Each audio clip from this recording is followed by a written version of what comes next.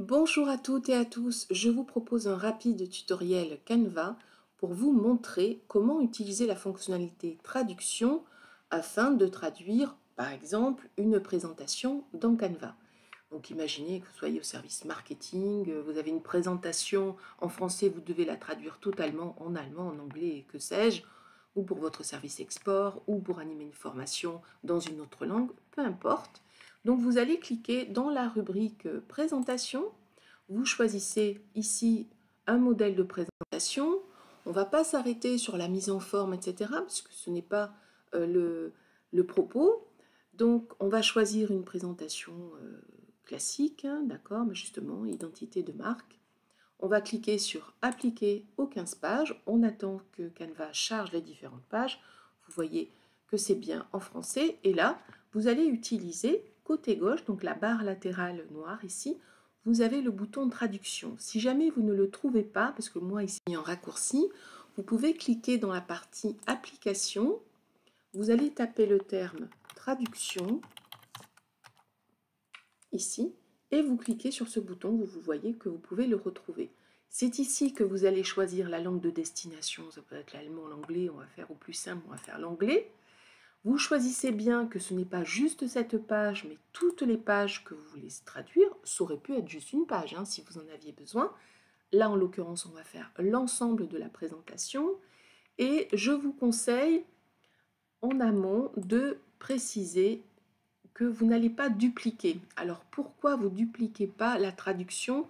Parce que si vous faites cela, vous allez par exemple avoir une page, donc ici en français, puis une page en anglais, une page en français, donc le résultat n'est pas forcément très heureux. En revanche, pour ne pas perdre votre présentation, je vous invite en amont à la dupliquer dans Canva, donc la version française, pour pouvoir décocher cette partie-là. On revient sur la partie traduction. On est bon, on a bien tout coché et on va cliquer sur le bouton traduire. Cela va prendre montre en main 4 secondes. Et voilà, c'est fait, votre présentation est désormais traduite directement dans la langue de votre choix. Bien entendu, ensuite, il vous reste à personnaliser en fonction des couleurs de votre marque, la typo de votre marque, d'intégrer le logo, etc. Mais là n'est pas le propos, bien entendu, de changer les photos, etc. Voilà pour cette partie. Ensuite, vous allez nommer le fichier. Donc, vous allez mettre présentation anglais pour le marketing. Enfin, je ne sais pas trop quoi, d'accord. Vous pouvez mettre la date, ok. Et ensuite, vous cliquez sur Entrée et vous allez cliquer sur Partager pour l'enregistrer dans le format de votre choix, d'accord. Alors là, on a le cas d'une présentation type PowerPoint, d'accord, hein, c'est la fonctionnalité présentation de Canva, mais cela aurait pu être tout autre chose ici dans la rubrique vidéo. Imaginez, donc on va faire, je ne sais pas moi, un réel, d'accord, avec plusieurs pages. On va chercher une présentation où il y a plusieurs pages. Vous voyez là, il y a 6 pages, d'accord, et qui vont constituer, puisqu'on est dans la conception vidéo, du montage vidéo, qui vont constituer une vidéo.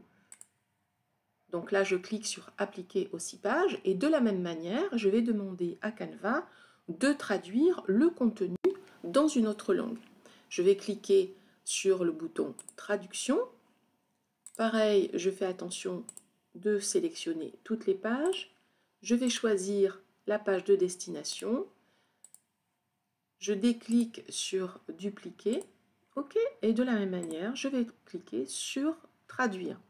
Donc votre présentation qui, au départ, était en français, imaginez que vous travaillez dans un service où il y ait un compte Instagram en français et puis un autre en anglais, eh bien, d'une pierre deux coups, vous allez pouvoir traduire toutes vos publications dans une autre langue et d'une façon extrêmement rapide. Voilà, je vous remercie pour votre attention. Merci de me dire ce que vous en pensez et surtout, est-ce que vous l'avez déjà utilisé? Est-ce que vous trouvez ça pertinent? Voilà, donc ce que vous en pensez. Merci beaucoup, à très bientôt.